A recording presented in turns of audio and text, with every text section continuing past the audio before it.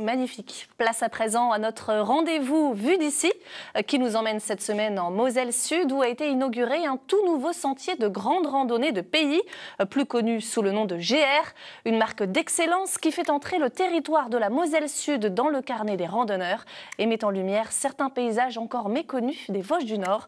Voyez ce reportage de Tiffany Niederlander et Christelle Reviaco.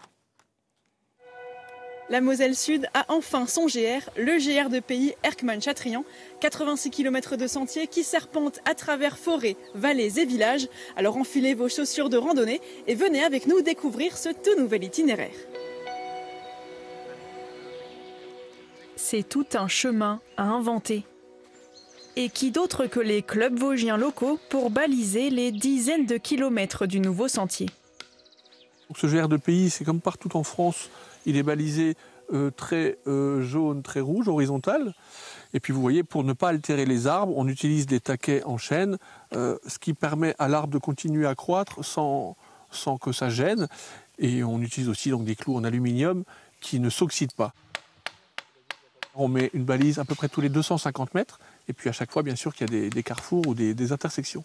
C'est un travail assez conséquent et surtout après c'est un travail constant d'entretien, voilà, parce que la forêt évolue avec l'exploitation forestière et autres, donc il faut que constamment on entretienne ce balisage. Le tracé est pensé comme une jonction entre le GR53 au nord et le GR5 au sud. Un ruban le long duquel se dévoilent, pas après pas, les merveilles des Vosges mosellanes.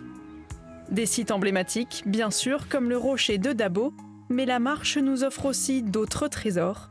Ici, le chemin nous emmène vers le site de la Croix-Guillaume, un hameau gallo-romain datant du 1er siècle de notre ère. Ici, ce qui est tout à fait exceptionnel, c'est qu'on a à la fois les maisons, le sanctuaire, la nécropole et les carrières d'exploitation du grès.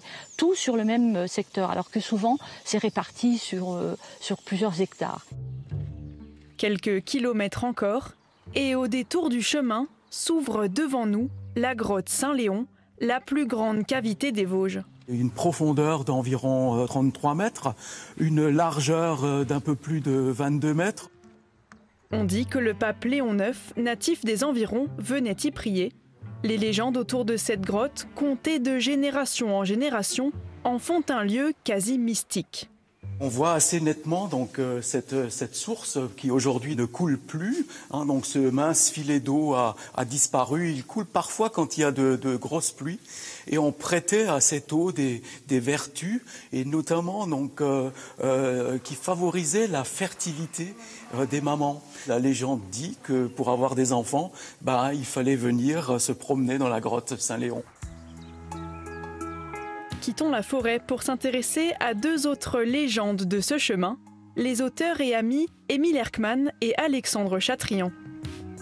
Tous deux nés le long de ce sentier, ils lui donnent aujourd'hui son nom. Le village d'Azelbourg se trouve à mi-chemin entre leurs deux maisons natales et offre une vue sur Dabo, où Chatrian fut élève. Le premier, c'est Erckmann, qui est né à Phalsbourg. L'autre, c'est Chatrian, il est né un grand soldat, c'est à côté d'Abrechwiller. Dabo se retrouve dans de très nombreux romans de Erckmann-Chatrian. Il a une tendresse particulière pour les habitants de Dabo. Il appelle ça le Wildland, le pays sauvage. Mais il a toujours une tendresse dans ses textes sur les Daboisiens. S'ils ont écrit d'aussi beaux livres, c'est certainement grâce à Dabo. N'ayons pas peur des mots. Et comme ici à Azelbourg, le GR de pays serpente dans de nombreux cœurs de villages qui profiteront du passage des marcheurs. Dans le monde de la randonnée, le simple nom de GR évoque l'excellence.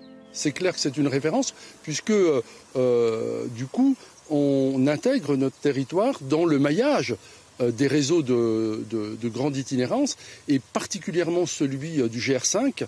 Le GR5 c'est Mer du Nord Menton. Et voilà, dans la traversée de la Lorraine et dans la traversée de la Moselle et du Sud, eh bien, nous avons effectivement notre place maintenant. Reprenons de la hauteur pour finir notre balade. Le clou du spectacle se trouve pour nous à Lutzelbourg, où les restes d'un château médiéval du XIe siècle dominent toute la vallée de la Zorn. Il faut imaginer qu'entre les XIIIe et XIVe siècles, plusieurs familles, différentes familles cohabiter en fait sur cette même enceinte de fortification. Et c'est la raison pour laquelle on retrouve ici, vous voyez, la délimitation d'une partie. On a la tour de Fénétrange juste à l'arrière. Et de l'autre côté, on a en fait une tour pentagonale, donc une tour à 5 côtés, ce qui est très particulier. Le château a bien failli disparaître car certains y voyaient surtout de quoi se procurer facilement des pierres de construction. Désormais sauvé, il offre sans doute l'un des plus beaux panoramas du secteur. Si cette balade en Moselle Sud vous a donné des envies d'ailleurs, à vos baskets, le GR de pays Erckmann-Chatrian vient tout juste d'être inauguré, alors pourquoi ne pas vous offrir des vacances sportives dès cet été ?